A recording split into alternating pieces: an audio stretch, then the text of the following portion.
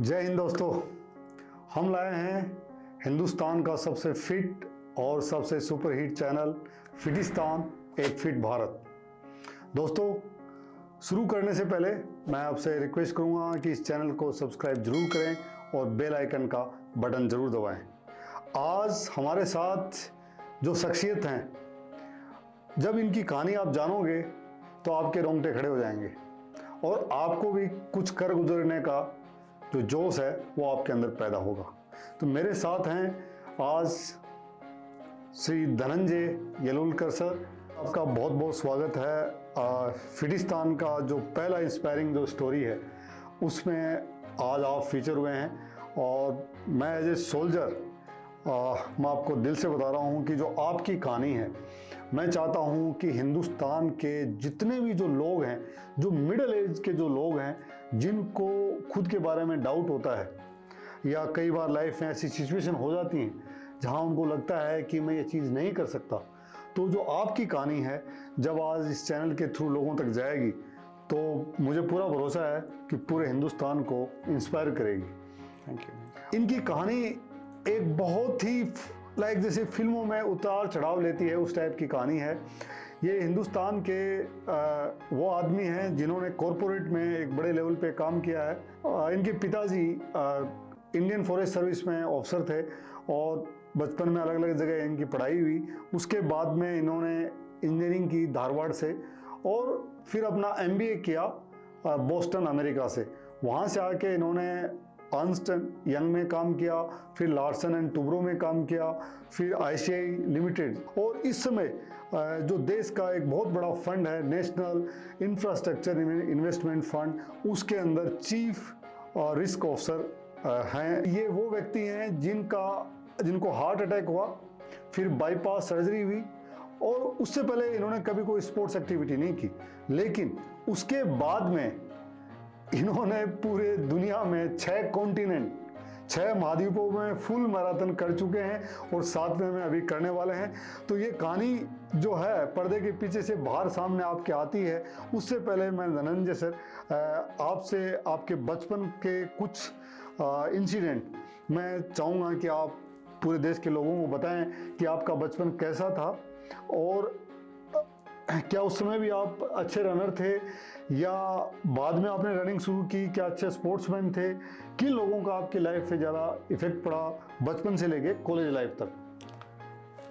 Thank you, शुक्रिया। मेरा बचपन एक साधारण साधारण फैमिली से था, क्योंकि मेरे पिताजी इंडियन फॉरेस्ट सर्विस में थे, महाराष्ट्र कैडर में थे। तो उनकी बदली होती थी हर 2 साल। तो मैं छोटे छोटे गाँवों में पढ़ा हूँ। बेसिकली यहाँ पे मैंने 6 स्कूल बदली किए हैं 10th तक। तो हर 2 साल चेंज होता था और बस हर 2 साल घर चेंज, पैकिंग होता था। हर समर में ऐसा लगता था अभी नई जगह जाना है, नए लोगों से मिलना है। तो वो जो दिल में बैठ गया कि अभी तो ये तो कंटिन्यूसली ऐसा होने ही वाला है लाइफ में कि नए लोग मिलने वाले हैं, एडजस्ट करना है न्यू सिचुएशंस को। तो वो बचपन से ही आ गया था कि कोई भी सिचुएशन हैंडल करे, कि किसी लोगों के साथ बात हो जाए, घुल मिल जाए सबसे, क्योंकि फ्रेंडशिप्स करनी थी, नए नए लोगों से मिलना था और स्टडीज़ में भी ठीक ठाक करना था। कभी पूना जैसे बड़े शहर में स्कूलिंग की, फिर चंद्रपुर जैसे छोटे शहर में की, तो वो भी असर होता था। और मेरे फैमिली में मेरे 2 बड़े बहन और बड़ा भाई है, तो आई एम द यंगेस्ट। तो 4 लोग की बच्चे, माँ बाप, तो ऐसे लार्ज फैमिली थी। तो और फॉरेस्ट डिपार्टमेंट में थे, तो ये भी अच्छा था कि समर वेकेशन हो या कुछ तो फॉरेस्ट में घूमने जाए, ओपन जीप में, नेचर के करीब और वाइल्ड लाइफ के करीब। कभी कभी घर में डियर होता था और या अबैंडन्ड एनिमल होते थे बिफोर वो ट्रांजिट में ज़ू में चले जाए या कहीं। तो ऐसे अभी लगता है कि वो कुछ दूसरा दौर था, ऐसा दुनिया ही दूसरी थी। ऐसे लगता है कि कोई जंगल बुक की दुनिया थी। बिल्कुल। और अमरावती वगैरह छोटे शहर में गर्मियों में बाहर पलंग लेके सब सोते थे अंडर द स्टार्स। तो ये कॉन्स्टलेशन देखो, ये देखो, वो देखो, तो कुछ अलग ही दौर बिल्कुल। जैसे आज के दिनों में सर बॉम्बे, दिल्ली, बड़े जो शहर हैं उनमें जो बच्चे हैं उनको बोलें कि तारे देखो तो तारे दिखते ही नहीं, इतना पोल्यूशन है। हाँ। और गाँव के अंदर और जो मिलिट्री बेसिस हैं या जो इंडियन फॉरेस्ट सर्विस के जो यहाँ पे लोकेशन हैं जहाँ पे लोग काम करते हैं, और जैसे आपके पिताजी ने किया, आप उन लकी लोगों में से हैं जिन्होंने जंगल देखा, जल देखा, नदियाँ देखी, पहाड़ देखे, सब कुछ जंगली जानवर देखे, इतना करीब से उनके साथ आपका वास्ता रहा। और तो मैं समझ सकता हूँ कि आप नेचर के बहुत ही करीब रहे हुए हैं और आपके दिल में नेचर अभी भी है। तो सर मैंने आपकी बुक में पढ़ा कि बचपन में जब आप अपनी खिड़की खोल के देखते थे तो देखते दूसरे बच्चे खेल रहे हैं, आपका मन करता था कि मैं भी खेलने जाऊं, लेकिन फिर आप जाते नहीं थे। तो ऐसा क्या था? हाँ, बचपन से ऐसा लगता था कि मैं खेल कूद में इतना अच्छा नहीं हूँ। कुछ भी अटेम्प्ट किया तो शायद कोऑर्डिनेशन ठीक नहीं था या फिर ट्रेनिंग नहीं मिली थी। तो एक सेल्फ डाउट था पहले से ही कि मैंने बॉडी पे डाउट होना चालू हो गया कि शायद मैं खेलकूद में इतना अच्छा नहीं हूँ, और इसलिए फोकस पढ़ाई पे ज़्यादा करना था क्योंकि कहीं तो अच्छा करना था। तो वैसे हो गया कि मैं खेल कूद से थोड़ा दूर ही रहता था, और उसका फाइनली मुझ पे असर होने लगा। बिकॉज़ ये ठीक बात नहीं है कि तुम इतने कट ऑफ हो जाओ खेल कूद से या फिटनेस से और तुम सिर्फ वन डायमेंशनल हो जाओ पढ़ाई पे। वो कुछ ठीक नहीं था मेरे लिए, और वो मुझे थोड़े सालों बाद पता चला। तो दोस्तों आपने एक चीज़ सुनी धनंजय सर से कि बचपन में अगर बच्चे जब नहीं खेलते हैं तो कितने सारे डाउट्स उनके दिल दिमाग में आ जाते हैं। कई बार उनको लगता है कि मैं इस गेम में अच्छा नहीं हूँ, मैं दूसरे बच्चों के साथ नहीं मिल पाऊँगा, तो वो सिर्फ पढ़ाई में लग जाते हैं। और जो एक महत्वपूर्ण हिस्सा है ज़िंदगी का जिसमें आपका शारीरिक विकास होता है, कॉम्पिटिटिव स्पिरिट होती है, दोस्ती होती है, मैदान में हारने जीतने का जो एक्सपीरियंस होता है जिससे लोग सीखते हैं, तो आप उस एक्सपीरियंस से थोड़ा सा दूर रहे। तो इससे हमें सबक सीखना है कि हमें लाइफ को बिल्कुल बैलेंस करके चलना है। और जो सर की कहानी आगे बढ़ेगी तो आपको ये समझ में भी आएगा कि कैसे पढ़ाई और स्पोर्ट्स दोनों जरूरी हैं। सर आगे सुनाइए अपनी कहानी। अब बाद में मेरी पढ़ाई तो अच्छी हुई बिकॉज फोकस तो पढ़ाई पे ही था। तो मार्क्स अच्छे मिलते थे। तो इंजीनियरिंग किया, मैनेजमेंट किया और अच्छी जगह पे नौकरी भी की। पर फिर नौकरी के चक्कर में फिज़िकल फिटनेस जो भी था वो और भी कम हो गया, और प्रेशर तो रहते ही है काम के। तो ईटिंग हैबिट्स भी इतने अच्छे नहीं थे। तो उसके बाद शादी हो गई, फिर बच्चे हो गए। पर जो वर्क प्रेशर था या फिज़िकल फिटनेस बिल्कुल नहीं थी।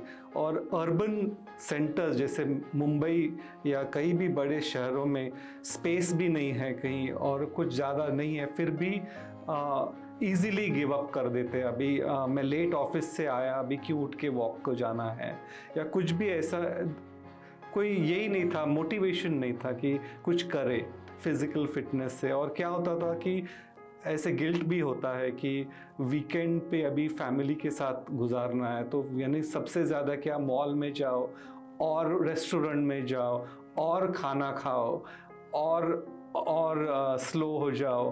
तो इसके कारण जो बॉडी पे इम्पैक्ट हुआ, जो एक तरफ से वर्क का प्रेशर, एक तरफ से हैविंग नो फिज़िकल फिटनेस, उसका जो प्रेशर हुआ वो बाद में वो मैनिफेस्ट हो गया मुझ में।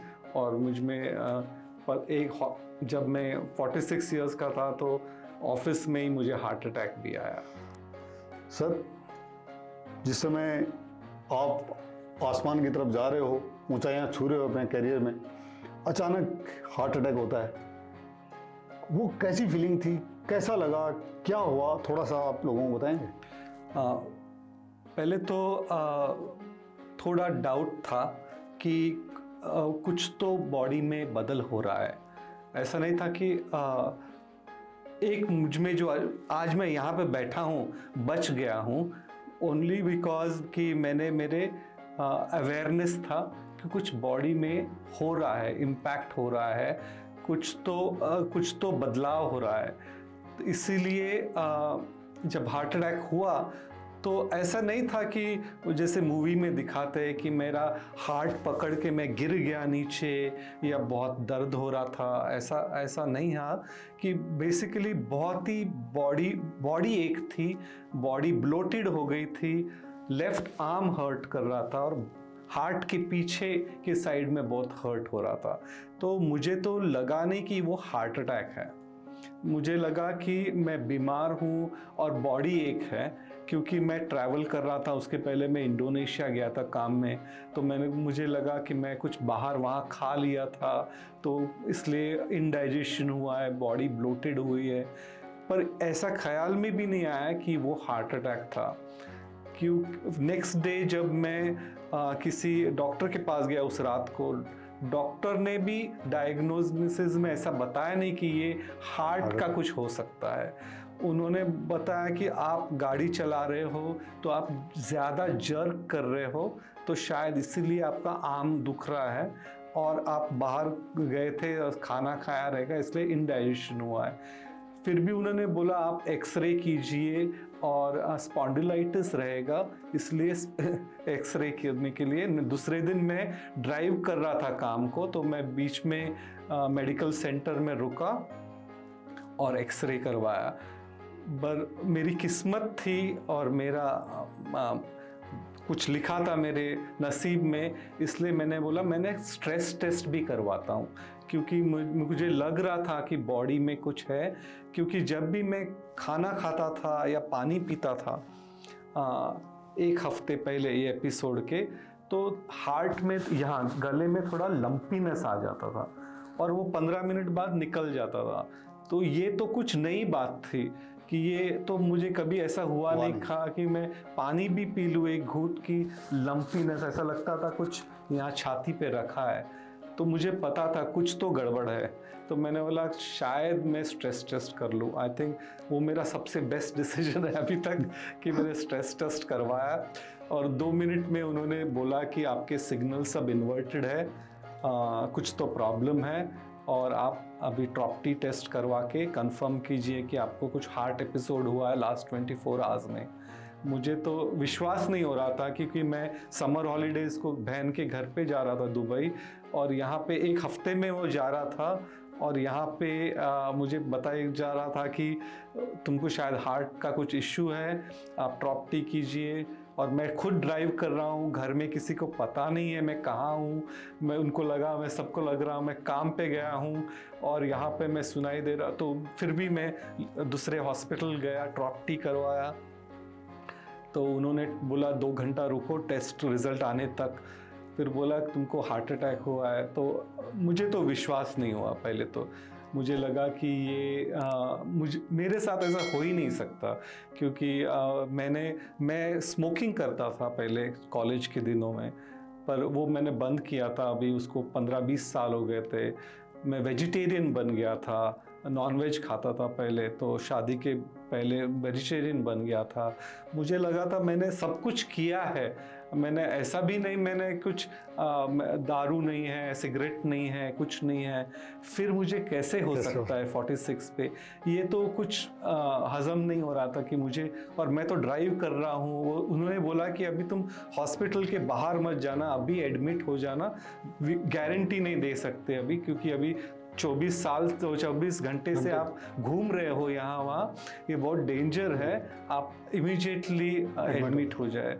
फिर जब भी मैंने बीवी को फ़ोन किया कि ऐसा ऐसा है, मैं हॉस्पिटल में हूँ और मुझे हार्ट अटैक हुआ था, आप प्लीज़ आओ और मुझे एक सेकंड ओपिनियन लेना है, क्योंकि मुझे बिलीव नहीं हो रहा है कि मुझे हार्ट अटैक हुआ है।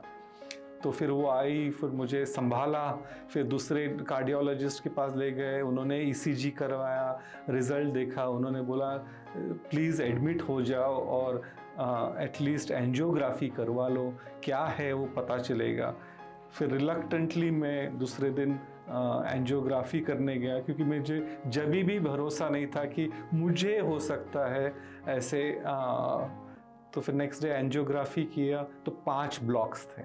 आपका शरीर आपको वो सिम्टम्स या वो साइंस ज़रूर देता है कि यहाँ गलत हो रहा है, यहाँ स्लो हो जाए, यहाँ आप अपने अंदर देखिए कि कहीं शरीर में कुछ ऐसी चीज़ तो नहीं हो रही है कि चाहे आपको चक्कर आ रहे हों, आपका एनर्जी लेवल कम हो रहा हो, या आपका मन नहीं लग रहा हो एक बहुत लंबे टाइम तक, या आपकी भूख कम हो गई हो या ज़्यादा हो गई हो, आपका वज़न कम हो रहा हो या ज़्यादा हो रहा हो। ये सारे वार्निंग साइन हैं। और धनंजय सर, आपने अपना वार्निंग साइन पकड़ा, आप हॉस्पिटल गए, स्ट्रेस टेस्ट करवाया, दूसरा टेस्ट करवाया, उसके बाद में आपने एनजीओ के लिए जब गए तो उन्होंने बोला कि 5 ब्लॉक हैं। हाँ, 46 की एज में हार्ट में 5 ब्लॉक। उसके बाद में क्या हुआ सर? तो उन्होंने बोला बाईपास तो करना ही पड़ेगा इमीडिएटली। तो बाईपास सर्जरी करनी पड़ेगी। तो मुझे तो टाइम भी नहीं मिला कि वापस घर जाऊं। मैं तो वहाँ से ही एडमिट हो गया हॉस्पिटल में, और दूसरे दिन सुबह सर्जरी भी हो गई। सर, दुनिया में हम कितने बड़े बड़े प्लान बनाते हैं कि हम यहाँ जाएंगे, अगली साल हम ये कर देंगे, और इस बार दोस्तों के साथ मालदीव जाएंगे, दुबई जाएंगे छुट्टियाँ मनाने के लिए, अगली साल मेरा प्रमोशन हो जाएगा, मैं इस पोजीशन पे आ जाऊँगा। अचानक आप सब सही चलते चलते एक ही दिन में 24 घंटे में जिंदगी आपकी पूरी बदल गई, और आप हॉस्पिटल बेड पे 5 आपके ब्लॉकेज मिले और बाईपास सर्जरी। उस समय कैसा लगा आपको? उस समय तो रिएक्ट करने को ज़्यादा टाइम नहीं था, क्योंकि दूसरे दिन सुबह ये था, पर बहुत बड़ा डर था, क्योंकि सोल ब्रेड विनर था फैमिली का, बीवी, 2 छोटे बच्चे, बेटी 12 साल की थी, बेटा 5 साल का था, 5-6 साल का था, तो और मैं अकेला कमाने वाला था। और उनको तो क्या सेविंग्स है, कहाँ एफडीज़ है, क्या इंश्योरेंस है, क्या पासवर्ड्स है, वो किसी को कुछ भी पता नहीं था। तो इससे दोस्तों क्या समझ में आता है कि आप चाहे कुछ भी करें, परिवार में अपने भाई बहन, पत्नी, बच्चे, बेटा बेटी, माता पिता, कोई तो ऐसा हो जिसके साथ आप अपनी चीज़ें शेयर करें, अपने अकाउंट्स का डिटेल, जो आपके बिल्कुल रिलायबल लोग हों, क्योंकि कभी भी किसी के साथ कुछ हो जाए तो कम से कम जो आपके ऊपर डिपेंडेंट रहने वाले हैं, जो आपके ऊपर डिपेंडेंट हैं, एटलीस्ट उनको पता तो हो, ताकि उनका जीवन बिल्कुल एकदम ही डिरेल ना हो जाए। बहुत सही बात है ये। और मैंने तो फिर हॉस्पिटल उस रात को, दूसरे दिन सुबह सर्जरी थी, उस रात को बैठ के विल बनाया हॉस्पिटल। मेरे 2 बहन आई थी, उन्होंने विटनेस करके साइन किया एक पेज पे कि मुझे अगर कुछ हो गया तो ये सब किसको जाना। इन्हें इतनी नौबत आ गई थी कि टाइम भी नहीं था क्या करना था, कुछ भी, बिकॉज ऐसा लगा ही नहीं कि ये उम्र में ऐसा कुछ होगा। तो ऐसा लगता है दूसरों को होगा, खुद को नहीं कुछ होगा, बिकॉज तुमने सब कुछ ठीक किया है, पर ये ऐसा हो गया। तो फिर नेक्स्ट डे फिर ऑपरेशन हुआ, फिर ठीक ठाक हो गया ऑपरेशन, सब कुछ मीनिंग 7 दिन में घर आ गए। मालिक की दुआ से भगवान आपके साथ है, सब कुछ ठीक है, आज आप यहाँ बैठे हैं, और आज आपने बहुत कुछ किया है लाइफ में। लेकिन अगर कुछ हो जाता तो फिर परिवार का क्या होता? बहुत बड़ा स्ट्रगल होता, क्योंकि क्या है वो ही पता ही नहीं था। तो वो फिगर आउट करना, और ये हॉस्पिटल्स के बिल भरने से फिर बच्चों का फ्यूचर और बीवी का फ्यूचर, और क्या है घर के पेपर्स, कुछ किसी को पता नहीं था। तो एक बड़ा रिस्क है, एक्सट्रीमली बड़ा रिस्क है, और हम लोग बहुत लाइटली लेते हैं इसको, और इसको तो आप पहले एड्रेस करना चाहिए। आप देश के जितने जो लोग सुन रहे हैं, आपको इस बारे में उनसे कुछ कहना चाहेंगे आप? मुझे तो जस्ट एडवाइस है कि प्लीज़ आपके जो पासवर्ड्स है, प्रॉपर्टी है, इन्वेस्टमेंट्स है, वो डॉक्यूमेंट कीजिए, और किसी से शेयर कीजिए, और हो सके तो विल भी बनवाइए। और कुछ भी हो सकता है, लाइफ बहुत फ्रजाइल है और कभी भी कुछ भी हो सकता है। तो हम सबको लगता है कि हम बहुत ही इनविंसिबल है, कुछ नहीं हो सकता है, पर ऐसा कुछ है नहीं। तो प्लीज़ हो सके तो ये बात ध्यान में रख के कुछ कीजिए इस पे बारे में। आदमी जिंदा बचे सबसे बेस्ट बात है। अगर उसकी जान चली जाए तो कम से कम उसके पीछे जो उस पर डिपेंडेंट जो लोग हैं वो सफ़र ना हो। तो ये आपने सर वो किया। लेकिन सर ये जो कहानी है इसके अंदर अभी यहाँ से यहाँ तक आप ऐसे जा रहे थे और फिर ये हार्ट अटैक, एंजियोग्राफी, 5 ब्लॉक और फिर बाईपास सर्जरी हॉस्पिटल में, वहाँ से विल बनना, सारे कागजी होना, फिर अचानक ये जो दौड़ने का जुनून है, जो रनिंग का जुनून आपके अंदर, इसके पीछे क्या कहानी है? जब मैं घर गया हॉस्पिटल के बाद तो ऐसे लग रहा था कि अभी मैं काम पे वापस नहीं जा पाऊँगा। अभी ऐसे लग रहा था कि कॉन्फिडेंस पूरा हिल गया था। तो बीवी ने बहुत सपोर्ट किया, बच्चों ने सपोर्ट किया, फैमिली ने सपोर्ट किया कि मुझे विश्वास दिलाने के लिए कि ठीक है। पर मुझे खुद में विश्वास नहीं था कि मुझे लगा अभी शायद बीवी को वापस नौकरी पे जाना पड़ेगा। वो पहले टीचर थी तो शायद वो वापस उसको टीचिंग में जाना पड़ेगा। मेरे लिए सेफ्टी नेट नहीं थी कुछ, एब्सोल्युटली कुछ भी सेफ्टी नेट नहीं थी। जैसे सर्कस में जब कूदते हैं ऊपर से तो सेफ्टी नेट होती है, तो गिरते नहीं है नीचे। तो मुझे तो कुछ भी नहीं था ऐसे, पर मुझे छलांग तो मारनी थी अभी। पर जब मैं वो रिहैब सेंटर गया हॉस्पिटल के, तो जब वहाँ पे देखा कि दूसरे हार्ट पेशेंट्स ट्रेडमिल में हैं, साइकिलिंग कर रहे, वेट्स कर रहे, तो फिर जान में जान आई कि चलो अभी कुछ है लाइफ में और कुछ करने लायक है। बिकॉज मैं व्हील चेयर पे था और सब मेरे बैंड ऑफ ब्रदर्स ऐसे कर रहे थे, तो लगा हाँ ठीक है, अभी ऑल लॉस्ट नहीं है, कि मैं भी अभी मेरे उम्र के जो है उनके इतना तो मैं आ पाऊंगा फिटनेस लेवल में। ये मुझे अभी मन में तैयार करना था कि कैसे होता है कि डॉक्टर सर्जरी करेगा या मेडिसिन देगा, पर जो आपके हाथ में वो स्विच मन में क्या करना है, हार मान लेनी है या कुछ उसको फियर को कंट्रोल करना है और आगे बढ़ना है। तो इसके कारण फिर वो हॉस्पिटल जो था वो मेडिकल पार्टनर था मुंबई मैराथन का। तो जब ये एड्स आने लगे थे और वहाँ के टीम हार्ट पेशेंट्स की वो ड्रीम रन करते थे 6-7 किलोमीटर का, तो मैंने तय किया जब भी कि मैं 21 किलोमीटर हाफ मैराथन करूँगा 6 महीने में सर्जरी की। सीधा ही मतलब कि कभी जिंदगी में दौड़े नहीं, हाँ, कभी कोई स्पोर्ट्स नहीं किया, 46 की एज में हार्ट अटैक हुआ, बाईपास हुआ, फिर एक दिन आपने अचानक सोचा कि ये 6 किलोमीटर की ड्रीम रन नहीं, मेरा ड्रीम तो है मैं 21 किलोमीटर हाफ मैराथन। हाँ, सीधा हाफ। तो मुझे वही बोलना था कि मुझे उस चीज़ की खोज थी जो मुझे कॉन्फिडेंस दे। ड्रीम रन से मुझे कॉन्फिडेंस नहीं आने वाला था।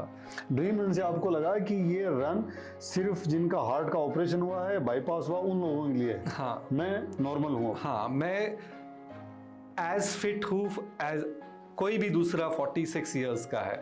तो ये मुझे खुद को प्रूव करना था। तो इसलिए मैंने वो सोचा अभी हाफ मैराथन। डॉक्टर्स ने तो बोला कर नहीं सकते, तो पर मैं थोड़ा ज़िद्दी हो गया कि नहीं मुझे करना है। तो उन्होंने बोला फिर आधे घंटा तुम ट्रेडमिल पे रन करके दिखाओ, फिर हम तुमको अलाउ करेंगे बाहर रन करने के लिए। तो पर वो कंट्रोल एटमॉस्फेयर था, हार्ट रेट, ब्लड प्रेशर सब चेक हो रहा था एक्सरसाइज के टाइम। तो पहले तो मैं 2 मिनट से चालू किया, 2 मिनट ट्रेडमिल पे चालू किया, और पूरा टाइम मैं वो नर्स स्टेशन के पास देखता था कि कुछ पैरामीटर हिल नहीं गया है, कॉन्फिडेंस नहीं था मैं क्या कर रहा हूँ, और इतने सब वायर्स आ रहे हैं बॉडी में से बाहर। पर उन्होंने बोला ठीक है 2 मिनट से 4 मिनट से 8 मिनट, ऐसे करके 3 हफ्ते में मेरा 15-20 मिनट होना चालू हो गया। और फिर मैं 1 महीने में मेरा 30 मिनट हो गया। पर वो सबसे बड़ी बात है, गिव अप नहीं किया। आपने स्टार्ट किया और फिर गिव अप नहीं किया, हाँ, कंटिन्यूस लगे रहे। हाँ, और इंक्रीमेंटल किया, धीमे धीमे। ऐसा नहीं कि एक दिन में ही मैं 30 मिनट रन करके, मैं अगर वो करता तो मैं कभी नहीं कर पाता। तो जो इंक्रीमेंटली किया, आई थिंक वो सबसे बड़ी बात थी कि मैं slowly one step at a time जो किया, वो मेरे लाइफ में हर जगह, जब किताब भी लिखी वो 1 पेज एट अ टाइम लिखी, तो कुछ भी किया तो वैसे ही था। ये सर जो आपने एक बात बोली, और इससे जो आज की जो यंग पॉपुलेशन है वो बहुत कुछ सीख सकती है। जैसे मैं जहाँ भी जाता हूँ, और मान लो अगर हम किसी को देखते हैं तो लोग एकदम इंस्पायर होते हैं, मोटिवेट होते हैं कि वो वैसे बन जाए, लेकिन वो चाहते हैं कि जस्ट 5 दिन में, 1 वीक में, 1 महीने में वैसा बन जाए। लेकिन जैसा आपने बताया कि आपने धीमे धीमे 2 मिनट से 4 मिनट, 5 मिनट, ऐसे करते करते आप आधे घंटे तक पहुंचे।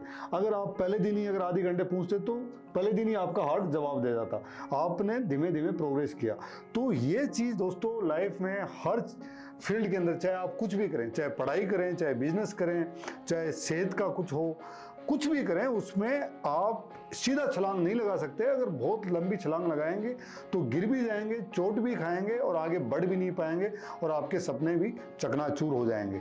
लेकिन अगर आगे बढ़ना है तो बिल्कुल इसी कहानी पे हम फिर आते हैं, जहाँ पे आपने छोटे छोटे स्टेप, एटॉमिक हैबिट्स जो कहते हैं कि एट ए टाइम आपने कहा, एक एक स्टेप लेके आप आगे बढ़े, और अपने आप को मेंटली आपने कैसे तैयार किया। फिजिकल तो आप कर रहे थे, लेकिन मेंटली, क्योंकि अंदर एक स्ट्रगल चल रहा होता सर कि मेरा हार्ट अटैक हुआ है, मेरे को बाईपास हुआ है, और कुछ हो गया तो परिवार है, और मैं अभी एक नई चीज़ करने जा रहा हूँ जो मैंने पहले कभी नहीं किया, जिसको मैंने छुआ नहीं, और वो भी इस एज में, 46 की एज में मैं कर रहा हूँ।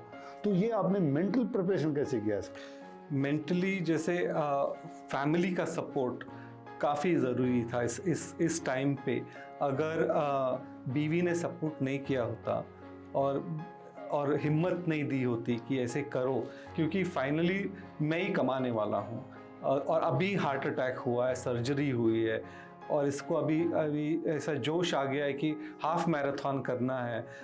तो अगर उसने ना कहा रहता या मुझे कुछ और कहा रहता, तो वो उसका भी उसमें बड़ा हाथ है कि उसने मुझे एनकरेज किया कि। आपकी लव मैरिज हुई सर? सॉरी, नहीं, मेरी अरेंज मैरिज हुई है। और उसके बाद में आपकी पत्नी, क्योंकि आपने अभी तक जितनी देर बात किया उसमें आपने हॉस्पिटल से लेके, और फिर इलाज के दौरान, और फिर एक्सरसाइज जब आपने दोबारा स्टार्ट किया, फिर मैराथन का आपने प्लान किया, हर जगह आपने अपनी पत्नी का सपोर्ट आगे रखा है। तो ये अपने आप में एक चीज़ ये भी साबित करता है कि कोई भी आदमी जब संकट के टाइम फंसा हो और जब वो स्ट्रगल कर रहा हो, तो उसके आजू बाजू, चाहे उनके पति हो, चाहे पत्नी हो, या माँ बाप या भाई बहन, कोई किसी का सपोर्ट तो मस्ट है। हाँ। तो बहुत बड़ा सपोर्ट था, बहुत ज़्यादा, और बहुत ही ज़्यादा सपोर्ट था, क्योंकि उसके कारण मेरा इमोशनल फिटनेस, मेंटल फिटनेस, इसमें जो मुझे सपोर्ट मिला, तो इसी के कारण फिजिकल फिटनेस में आगे बढ़ना। अगर ये 2 पहले फिटनेस नहीं आते मुझ में, मेंटल और इमोशनल, बिकॉज मैं तो पूरा ये हो गया था, अगर वो फिटनेस, वो भी एक बड़ी फिटनेस बात है। सर आपने जिन 2 विषयों को छुआ है, एक इमोशनल फिटनेस, एक मेंटल फिटनेस, आज के दिन पूरी दुनिया में फिजिकल फिटनेस का तो एक इशू है ही है, लेकिन मेंटल और इमोशनल फिटनेस का एक इतना बड़ा वैक्यूम क्रिएट हो गया है, क्योंकि लोग नहीं हैं जिनसे आप अपनी चीज़ें शेयर कर सकते हो। आपको डर लगता है कि जिनसे शेयर किया, क्या वो आपको जज करेंगे, क्या वो आपके अंतिम समय तक साथ रहेंगे। लेकिन आप शायद उन लकी लोगों में से थे जिसके साथ एक ऐसा लाइफ पार्टनर था जो इमोशनली भी पूरा साथ में था, और जिसने आपको एक मेंटल स्ट्रेंथ भी दी, कंटिन्यूस, आपको पीछे नहीं गिरने दिया। जिस समय भी आप पीछे जाने लगा, उन्होंने आपके आगे हाथ लगाए। और फिर फिजिकल फिटनेस, वो आपकी मेंटल स्ट्रेंथ है कि आप नहीं किया।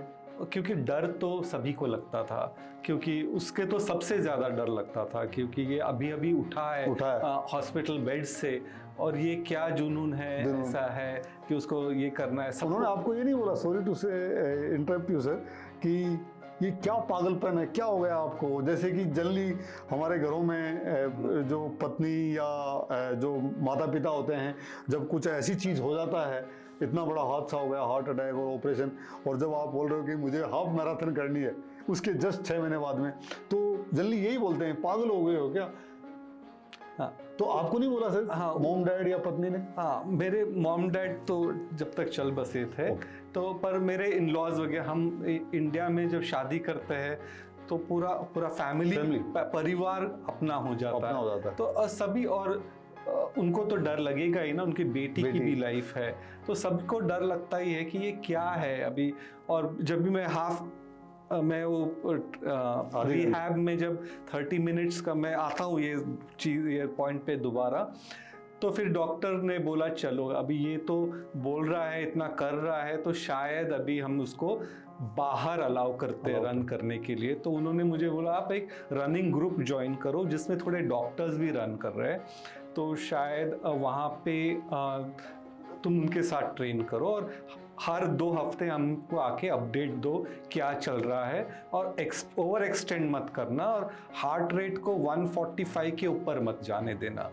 ये एक तुम स्लो हो जाओ, स्लो हो जाओ, चलने लग जाओ, कुछ भी करो, पर तुम अपना बॉडी का सिग्नल्स ज़रा ध्यान रखना, और 2-2 हफ्ते में आके हमको अपडेट देते रहना कैसा है। तो मैंने एक रनिंग ग्रुप ज्वाइन किया। तो हॉस्पिटल के एनवायरनमेंट से बाहर रन करना बहुत ही डिफिकल्ट था, क्योंकि वहाँ पे तो नर्स स्टेशन देख रहे हैं तुम्हारे पैरामीटर्स, और एसी भी लगा हुआ है, हाँ सब कुछ है, और यहाँ पे तुम अकेले हो, और तुम सबसे स्लो हो, सब आगे चले गए हैं, और फिर तुमको सब डर चालू हो जाने लगते मन में कि अरे वाह, मेरा हार्ट रेट कैसा है, मेरा ब्लड प्रेशर कैसा है, मेरा सब कुछ ठीक चल रहा है ना, मैं यहाँ गिर गया तो किसको पता भी नहीं मैं कहाँ पे हूँ। तो ये सब डर चालू हो जाते हैं। पर जब कॉन्फिडेंस बढ़ने लगता है स्लोली, कि पहले 4 किलोमीटर किया, फिर 6 किलोमीटर किया, फिर 8 किलोमीटर किया, ऐसा इंक्रीमेंटल वापस थोड़ा थोड़ा जब किया, तो हाफ मैराथन को अराउंड 15 हफ्ते थे, तो 12 हफ्ते में 4 किलोमीटर से 17 किलोमीटर तक पहुंच गया। तो सर जब ये एक्सरसाइज कर रहे थे आप, तो कभी आप ड्यूरिंग द रन कभी आपको चक्कर आया, कभी आप गिरे, या कौन कौन सी सावधानियां आपने बरती? हाँ, मैं एक्सट्रीमली केयरफुल था, तो मुझे टाइमिंग का शौक नहीं था, क्योंकि मुझे पता था मेरे पास हैंडीकैप है ये, और मैं ऐसा 2 घंटे में कंप्लीट करूँ हाफ मैराथन, ये मेरा टारगेट बिल्कुल नहीं था। मेरा टारगेट था कि फिनिश करना है, स्ट्रॉन्ग फिनिश करना है। एंड ऑफ द मैराथन मुझे ऐसा लगना नहीं चाहिए कि मैं उसके बाद 1 हफ्ता सो के बेड पे पड़ा रहूँ, ऐसा नहीं था। मुझे स्ट्रॉन्ग फिनिश करना था, पर मेरे टाइम पे करना था, मुझे दूसरों के साथ compete नहीं करना टाइमिंग में।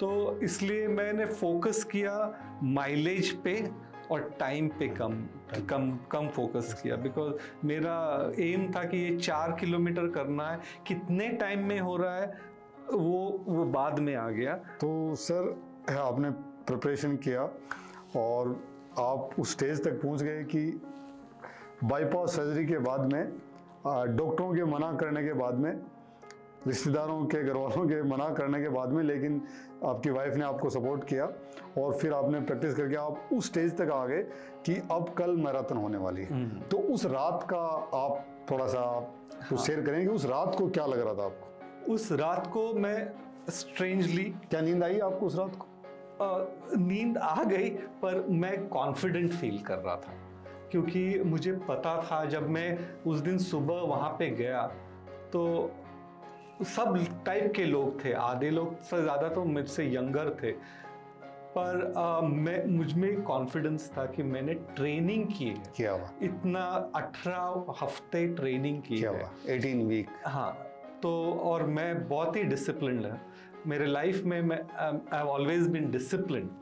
तो वो उसी के कारण फियर को कंट्रोल किया है, क्योंकि ये ट्रेनिंग है तो मुझे भरोसा था कि मैं कर पाऊंगा। तो इससे सिर्फ एक चीज़ बाहर निकल के आती है कि जब भी आप कोई काम करें तो उस काम की प्रिपरेशन जरूर करनी चाहिए। हाँ। ऐसा नहीं कि सीधा ही रात को उठे कि सुबह मन किया कि दौड़ के आना है, सुबह गए, अगर दौड़ भी लिए तो बॉडी जाम हो जाएगी अगले 4-5 दिन। जैसे आपने कहा 7 दिन तक घर पे पड़े ही रहे, तो वैसा नहीं, आपने ऑलमोस्ट 120-25 दिन ट्रेनिंग किया, धीमे धीमे अपनी बॉडी को तैयार किया और फिर आप अपनी लाइफ की पहली हाफ मैराथन हाँ। में उतरे सुबह। हाँ, करने के बाद में दौड़ते वक्त कैसा लग रहा था कि आप कुछ नया अचीव कर रहे हैं लाइफ में? हाँ। और दौड़ने के बाद में क्या लगा आपको? दौड़ने के टाइम पहले बार ऐसे मैंने पहले जो रन किया था, पहले 3-4 हफ्ते प्रिपरेशन में, तभी डाउट थे बॉडी रिस्पॉन्ड कर रही है क्या। पर बाद में जब जैसे ट्रेनिंग बढ़ते गई और मैंने बॉडी का अमेजिंग जो रिस्पॉन्स देखा कि तुम किस तरह भी उसको स्ट्रेच करो वो तुम्हें इतना सपोर्ट करती है, इतना सपोर्ट करती है कि इट वाज अमेजिंग।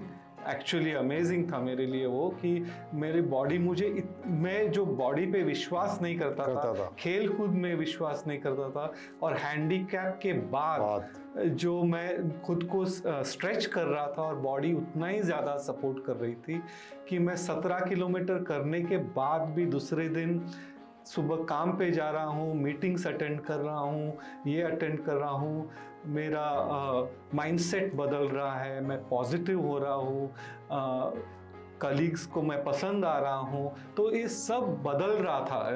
मुझे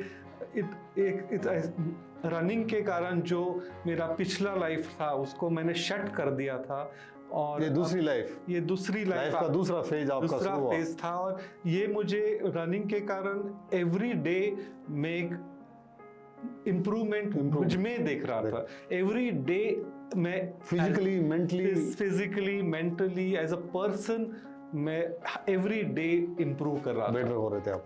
तो सर जब आपने ये रेस में मैराथन में, हाफ मैराथन में पार्टिसिपेट किया और जब रेस फिनिश की, तो उस समय आपको कैसा लगा? आपके जो कोलीग्स थे ऑफिस में, या आपके जो डॉक्टर्स थे जिन्होंने आपको मना किया था कि नहीं करना है अभी धनंजय, या आपकी वाइफ, घर के लोग, उन लोगों का सबका क्या क्या रिएक्शन रहा? तो मैंने फिनिश होते ही पहले मोबाइल ऑन किया और बीवी को फ़ोन लगाया, तो उसने पहले ही बोला कॉन्ग्रेचुलेशंस, क्योंकि उसको भरोसा था कि मैं कर पाऊंगा।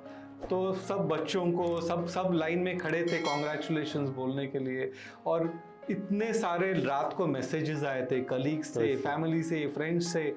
ये एक यूनिक और ये था कि ये 6 महीने में कोई हाफ मैराथन दौड़ रहा है, नॉन एथलीट ऐसा कुछ कर रहा है, तो मुझे बहुत लोगों का सपोर्ट था। उसके बाद में आपने अचानक कैसे सोचा कि अब मैं हाफ नहीं, अब मैं फुल मैराथन करता हूँ? फिर आप दुनिया के 6 कॉन्टिनेंट, 6 महाद्वीप अलग अलग, मतलब एशिया, यूरोप, आपने अंटार्कटिका में भी मैराथन किया है, ऑस्ट्रेलिया, सब जगह गए हो। आपकी 7वीं मैराथन अभी पेरू में हो रही है। हाँ, चिली में आपकी 7वीं मैराथन हो रही है। तो ये अचानक फिर ऐसा क्या मतलब जुनून सवार हुआ कि बस अब जिंदगी के अंदर जॉब तो कर ही रहा हूँ, प्रोफेशनल काम तो कर ही रहा हूँ, सोशल लाइफ तो जी ही रहा हूँ, लेकिन मुझे रनिंग में मुझे ये करना है, ये अचानक कहाँ से आया सर? तो जब हाफ मैराथन ख़त्म हुई तो एंड में तो जब मैं मेडल कलेक्ट करने जा रहा था, तो जब मैंने मेडिकल टेंट पास किया तो मैंने देखा था कि आधे लोग वहाँ पे मेरे से जवान हैं पर गिरे पड़े हैं, किसका पाँव में मोच है, कि कोई फेंट हो रहा है, ये हो रहा है। और ये सब हुआ बिकॉज ट्रेंड नहीं थे, उनको लगा कि उनकी ये मजाक है, मैराथन एक मजाक है, जस्ट रजिस्टर करो और दौड़ो और जस्ट बिकॉज कंप्लीट कर लो। तो ये एक बहुत स्ट्रेंज इशू था कि ये एक हार्ट अटैक हुआ बाईपास वाला आराम से कंप्लीट कर दिया टाइम में, ट्रेनिंग के कारण, ग्रेजुअली ट्रेनिंग के कारण, और जो फिट बंदे थे वो गिरे पड़े थे ऐसे बेड्स पे, तो वो एक और भी कॉन्फिडेंस दे दिया मुझे कि डिसिप्लिन और प्रैक्टिस कितना इम्पोर्टेंट है लाइफ में, और कांस्टेंट डिसिप्लिन। तो मुझे अब ये चीज़ें इंटरनलाइज होना चालू हो गई थी कि मैं अगर रन नहीं किया, बिकॉज वो हाफ मैराथन के बाद मेरा जो रनिंग टीम था वो डिसबैंड हो चुका था, बिकॉज वो लोग सिर्फ मुंबई मैराथन के लिए ट्रेन करते थे, तो वो गणेश चतुर्थी के बाद शुरू करके फरवरी तक रन करते थे। पर मुझे अभी रनिंग के कारण इतना अच्छा लग रहा था और मैं बेटर हो रहा था, तो मुझे कंटिन्यू करना था। तो मैंने ग्रुप छोड़ के, वो तो बंद ही हो गया था, तो मैं खुद रनिंग करना चालू कर दिया। पर कुछ गोल नहीं था, सिर्फ रन कर रहा था। तो फिर मैंने सोचा कि इफ कुछ, बिकॉज जो मज़ा वो रैंप अप में था वो डेली रनिंग छोटा मोटा में नहीं मिल रहा था मुझे, किक नहीं मिल रहा था वो। हाँ, वो नहीं मिल रहा था, क्योंकि जो रैंप अप में बॉडी ने जो अमेजिंग साथ दिया था वो हर हफ्ते थोड़ा रन करके नहीं मिल रहा था। तो मैंने बोला मैं एक अभी इंटरनेशनल मैराथन करता हूँ, बिकॉज ये मुंबई मैराथन तो अभी वक्त है, 1 साल है। तो और मैं बॉस्टन में पढ़ा था, तो मैंने बोला न्यूयॉर्क मैराथन में काफ़ी बार पढ़ चुका था उसके बारे में, पर देखा नहीं था। तो लेकिन सर उनके लिए तो क्वालिफाई करना पड़ता है। हाँ, उसके लिए क्वालिफाई मैं लकी था। और आपने मेंटली सोच लिया कि नहीं ये भी करना है? नहीं, मैं इतना भी प्लान नहीं करता हूँ, पर क्या हुआ था कि मुझे लगा, मैं इंटरनेट पे गया एक संडे, मैंने चला अभी बहुत ही कुछ तो करना है अभी, ये आई कांट गिव अप ये रनिंग। तो मैंने बोला न्यूयॉर्क मैराथन में ढूंढा, तो उसका रजिस्ट्रेशन खुद शुरू था, तो मैंने झट से फॉर्म फिल किया। मुझे लगा मुंबई मैराथन जैसा ही एंड ऑफ द फॉर्म टिक रहेगा, हाफ या फुल। पर जब वो फॉर्म कंप्लीट हो गया, वो फुल मैराथन का फॉर्म था, क्योंकि हाफ मैराथन 6 महीने बाद, तो वो तो मुझे पता नहीं था। तो मैंने बोला चलो फिल तो हो गया, अभी क्रेडिट कार्ड से पैसे दे दिए, और वो लॉटरी सिस्टम था। ओके। क्योंकि मैं प्रोफेशनल्स में तो नहीं था या अमेरिकन में नहीं था, तो इंटरनेशनल में वो लॉटरी सिस्टम थी। जब मैंने बोला ठीक है अभी कर दिया है, देखते हैं क्या होता है। तो थोड़े महीने बाद ईमेल आ गया कि यू आर इन। तो अभी तो सडनली फ्रॉम हाफ मैराथन सीधा फुल मैराथन, ये और भी ऊपर कर रहा था कि फुल मैराथन के लिए ट्रेनिंग करना है। तो एक तरफ से तो बहुत ही खुशी हो गई कि वाओ, अभी न्यूयॉर्क में फुल मैराथन करना है। पर ये भी था कि कोई रोल मॉडल नहीं था। मैंने बहुत गूगल पे सर्च किया कि कोई तो ऐसा बंदा हो जिसने फुल मैराथन 1.5 साल में किया हो सर्जरी के बाद, वो कैसे ट्रेनिंग किया, क्या किया है। और यहाँ तो ट्रेनिंग ग्रुप भी नहीं था, जब भी 12 साल पहले की बात कर रहा हूँ। और मुंबई में इतना जब भी अब आज कैसा है वैसे ट्रेनिंग का माहौल नहीं था, शूज़ भी इतने इजीली नहीं मिलते थे। नहीं, रीबॉक नाइकी थे पर दूसरे ब्रांड्स नहीं थे। तो वो कैसे ट्रेन करना है, मैं तो इतने घंटे गूगल पे कुछ तो आ जाए कि अभी मुझे पर पता चल गया कि मुझे ऐसा कोई मिलने नहीं वाला है, and I had to become my own hero. अभी मेरे को खुद ही हाफ मैराथन से फुल मैराथन जाना है, वो भी अकेले, अभी ग्रुप भी नहीं है। तो वो तो एक बड़ा चैलेंज था।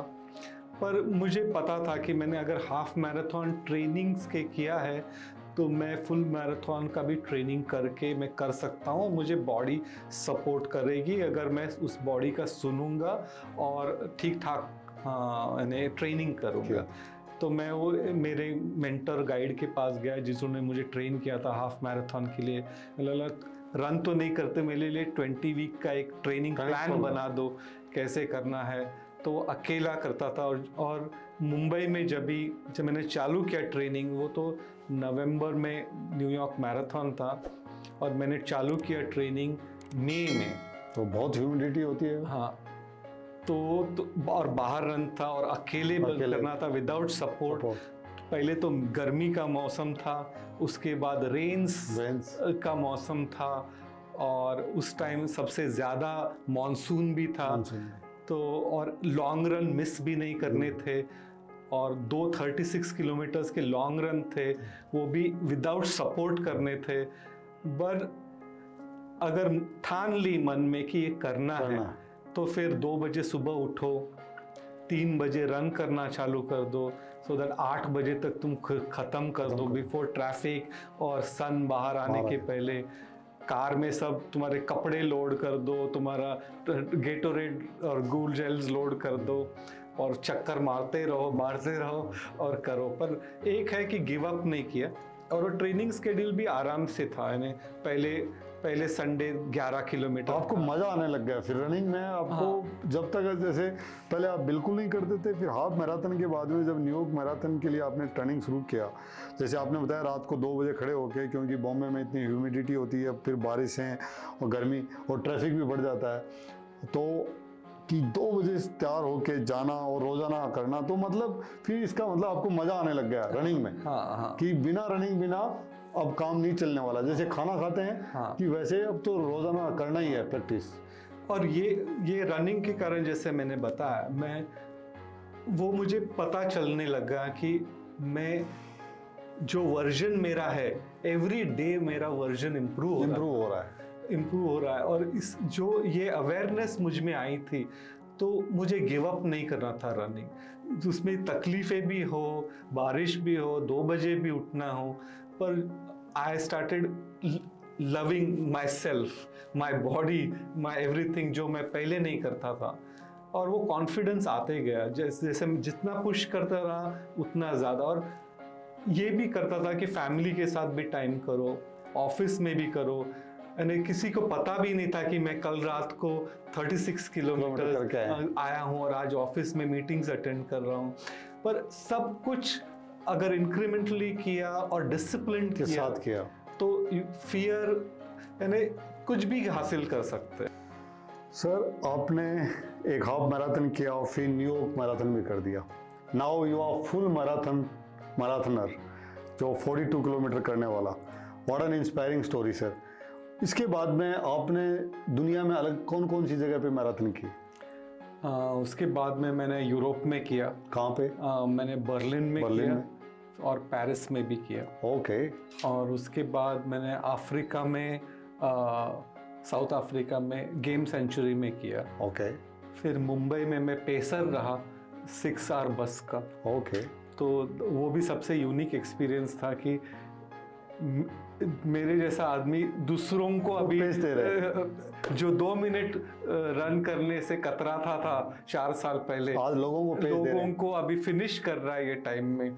दोस्तों, पेसर से मतलब है कि जब कुछ लोग दौड़ रहे होते हैं तो जो उनसे अच्छे रनर होते हैं उनके साथ दौड़ते हैं ताकि वो रेस बीच में नहीं छोड़े और उनके एक पर्टिकुलर स्पीड को मेंटेन करके रखें। तो 2 मिनट नहीं दौड़ सकते थे और आज आप 42 किलोमीटर में लोगों को पेस दे रहे थे। Okay, great story sir. उसके बाद में ऑस्ट्रेलिया? नहीं, उसके बाद में मैंने एंटार्क्टिका। वाओ, कैसा एक्सपीरियंस था सर? एंटार्क्टिका तो सबसे मेमोरेबल एक्सपीरियंस था। वहाँ बहुत ही एग्जॉटिक था क्योंकि 50 लोग ही थे। अनलाइक जो सिटी मैराथन में 45,000 लोग थे, यहाँ 45 पीपल। तो और पूरे वर्ल्ड से थे ये वहाँ। लेकिन इतने ठंड में -40-50 डिग्री टेम्परेचर, -20 और वहाँ पे आपने 42 किलोमीटर करना। Salute to you sir. और बहुत डिफिकल्ट था वो, क्योंकि क्या था कि कुछ भी हो, कितना भी ट्रेन करो, फाइनली डर तो लगता ही है। बिल्कुल। और वो तो अननोन है, आइस में रन करना है, मुंबई के हीट में ट्रेन होके आइस में रन करना, वो तो एक बड़ी बात है। और बहुत ही मैं तो मैनिफेस्ट हो गया था वो डर मुझ में। तो मैं तो बीमार था उसके जाने के पहले, पर पुल आउट भी नहीं कर पाया था क्योंकि काफ़ी फीस भी भरे थे। फिर भी गया मैं वहाँ पे और हो चुका। पर सबसे बड़ी बात है वहाँ पे जो हेल्प मिला मुझे फ्रॉम स्ट्रेंजर्स, जो वो मैक्सिकन अमेरिकन था, उसकी बीवी ब्लाइंड थी, वो रन कर रही थी। ब्लाइंड थी, तो उसने 10 किलोमीटर किया वहाँ पे, फिर वो हर्ट हो गई। तो फिर पर उसके हस्बैंड ने मुझे तो बहुत तकलीफ हो रही थी क्योंकि मेरा ब्लड प्रेशर 185 तक पहुंच गया था। पर उसके हस्बैंड ने उसका खुद का टाइम दे के मुझे मुझे मुझे मेरे साथ चल के वो 42 कंप्लीट किया। Great story sir. मैं आपसे एक सवाल और पूछना चाहूँगा, मैं खुद रनर हूँ, तो सर जो ये लॉन्ग डिस्टेंस रनिंग की जो जर्नी है, इसने आपको तीन कौन सी चीज़ें ज़िंदगी में सिखाई हैं जो आज आपके अंदर, आपके करेक्टर में आ चुकी हैं और जिसने आपको एक बिल्कुल डिफरेंट आदमी बनाया? कौन सी तीन चीज़ें हैं जो? सबसे बड़ी चीज़ है कि कोई भी चीज़ अगर मीनिंगफुल है लाइफ में, वो इजी नहीं है, उसके लिए मेहनत ज़रूरी है। मेहनत, हाँ, नंबर वन। मेहनत तो ज़रूरी है और वही मीनिंग देगी आपको लाइफ में। और सेकंड है कि हम लोग लगता है कि मैराथन के बाद मेडल मिलेगा, वो मेडल एंड रिजल्ट है, पर वो भी मौका मोमेंट चला जाता है, पर वो जर्नी जो है अपनी, और जो जर्नी में आप आगे बढ़े और उससे जो गेन हुआ है वो लाइफ लॉन्ग रहता है आपके साथ। और तीसरी चीज तीसरी है कि ये अकेले की जर्नी नहीं है मेरे साथ बहुत लोग मुझे सहारा दिया है, फ्रेंड्स ने, फैमिली ने, तो मैं अकेला क्रेडिट किसी बात का ले नहीं सकता। ग्रेट सर, आप बहुत ही हम्बल हैं। दोस्तों, जैसे तीन चीज़ें इन्होंने बताई कि लॉन्ग डिस्टेंस रनिंग से इन्होंने सीखा। पहला है कि कोई चीज़ है ना आसान नहीं है, उसके लिए आपको मेहनत करनी पड़ती है, और एक दिन मेहनत नहीं, रोज़ मेहनत करनी पड़ती है, कंसिस्टेंट रहना पड़ता है। और जो दूसरी चीज़ है कि हम इंतज़ार कर रहे होते हैं कि यहाँ पहुँच गए तो आज पार्टी करेंगे, उस दिन चले गए तो वहाँ ये कर लेंगे, आज पास हो गए तो खुशियाँ बांटेंगे। लेकिन जो इन्होंने एक बड़ी चीज़ बताई है कि जो जर्नी है, जो प्रोसेस है वहाँ तक जाने का, उसको एंजॉय कीजिए, क्योंकि मेडल तो एक बार मिलेगा फिर तो चला ही जाएगा। और तीसरी चीज़ कि किसी भी इंसान की ज़िंदगी में सफलता के लिए वो अकेला नहीं, उसके आसपास के और लोग, जैसे आज सामने आप बैठे हैं, लेकिन मुझे जैसे आपने बताया अभी सभी लोगों को कि आपके साथ साथ आपके पीछे आपकी पत्नी है, आपके कुलीग्स हैं, आपका परिवार है, वो अभी सामने दिख नहीं रहे हैं, लेकिन उनके सपोर्ट के बिना आज आप यहाँ नहीं होते।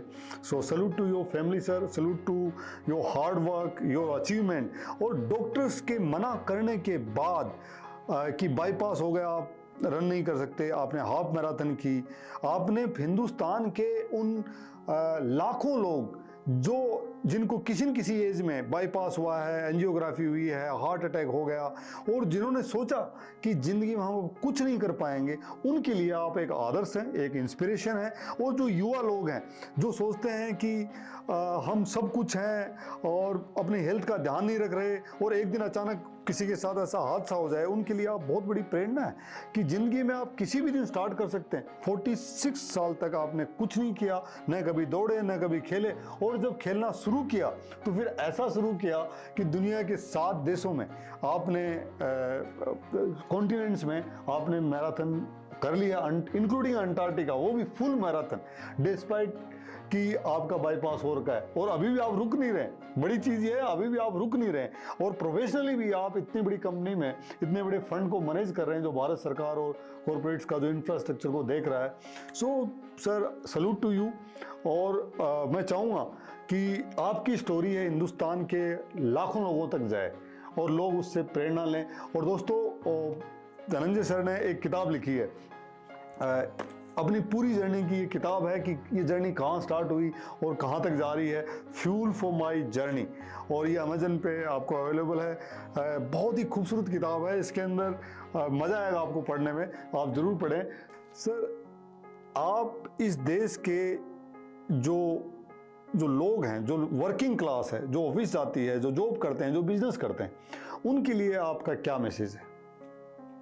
मेरा ये मेन मैसेज उनके लिए है कि मेरे जैसा आदमी, साधारण आदमी, मुंबई जैसे शहर में फैमिली और सेविंग्स मैनेज करते हुए भी ये सब कर सकता है। सुबह रोज उठ के ये माहौल में ट्रेनिंग कर सकता है, ये सीजन्स में ट्रेनिंग कर सकता है और मैराथन्स कर सकता है, तो कोई भी कर सकता है। मैं तो आफ्टर हार्ट अटैक कर रहा हूँ, आफ्टर सर्जरी कर रहा हूँ, और ये आसान नहीं है। मुझे कोई स्पॉन्सर्स नहीं है, ना मैं खुद सेव कर रहा हूँ और खुद जाके मैराथन कर रहा हूँ। खुद 2-2 बजे उठ के रन कर रहा हूँ अकेले। तो करना है तो कहीं भी कर सकते हैं, और ये स्टोरी इंडिया में हो गई है। और मेरे जैसा है ना, ऐसा स्टोरी, ऐसा नहीं कि मैं कहीं कोई दूसरे देश में हूँ, मैं तो यहाँ का ही हूँ, विदाउट एनी मीडिया सपोर्ट और विदाउट एनी फाइनेंशियल सपोर्ट, और विथ हेल्थ हैंडीकैप। अगर मैं कर सकता हूँ तो कोई भी कर सकता है। Great sir. दोस्तों, जो बताया इन्होंने कि जब बाईपास होने के बाद में जब ये कर सकते हैं तो आपके और बाकी लोगों के पास कोई एक्सक्यूज़ है? किसी के पास कोई एक्सक्यूज़ नहीं है। ये पूरे हिंदुस्तान की कॉरपोरेट जो इंडिया है उसको ये बात समझनी चाहिए कि अपनी हेल्थ को हमेशा आगे रखना है, खुद के लिए ही नहीं, अपने परिवार के लिए भी और देश के लिए भी। मैं आपका शुक्रिया अदा करना चाहूँगा कि आप फिटिस्तान, जो एक फिट भारत जो हमने मूवमेंट चलाया है, आप उसमें भी जुड़े हैं। और दोस्तों, धनंजय सर हर संडे को हमारे साथ हिल रन के लिए भी जाते हैं, and he is amazing runner. अभी अगले साल 60 साल के हो जाएंगे आप, और मुझे पता है कि आपकी जो स्टोरी है वो यहाँ नहीं रुकने वाली। ये 80-90 जितने साल के होंगे ना, ये आदमी नहीं रुकने वाला है। हम पूरी फिट भारत की टीम की ओर से, सारे देशवासियों की ओर से आपको तो हम बधाई भी देते हैं, आपको सैल्यूट भी करते हैं। साथ साथ आपकी जो धर्मपत्नी है, हम उनको भी सैल्यूट करना चाहेंगे कि जिन्होंने इतने मुश्किल वक्त में आपका साथ दिया, आपको मोटिवेट करके रखा, आपको हमेशा आपको एक नई ऊंचाई पाने के लिए आपको हमेशा प्रेरित करती रही। Salute to ma'am also. और अगले इंटरव्यू तक जब तक आप आएंगे तो मुझे पता है कि आप एक कोई नई स्टोरी लेके आने वाले हैं, क्योंकि जो आपकी ये बुक है, ये दोस्तों मैं किताब पढ़ रहा हूँ, बहुत ही इंस्पायरिंग बुक है जो सर ने लिखी है अपनी पूरी ज़िंदगी के बारे में। अगेंस्ट ऑल आउट जो ये संघर्ष हुआ और इसमें जीत हासिल हुई, इस संघर्ष के दौरान कितने फॉल बैक्स हुए, क्या क्या प्रॉब्लम आई, कैसे कैसे उनको इन्होंने पार किया। तो ये अपने आप में ये जीत सिर्फ आपकी नहीं है सर, ये जीत पूरे हिंदुस्तान की है। ये जीत हिंदुस्तान में हर उस शख्स की है जो अगेंस्ट ऑल आउट लड़ना चाहता है। तो आप इस देश में एक जीत के सिंबल हैं सर। बहुत बहुत शुक्रिया आपका, और मेरी दुआएं भी हैं सर आपके साथ, और आप मुझे भी प्रेरित करते हैं ज़िंदगी में कुछ अच्छा करने के लिए। Thank you very much sir. God bless you, और जय हिंद, जय भारत और फिट भारत। जय हिंद, फिट भारत। जय Hind sir. Fit Bharat, fit Bharat.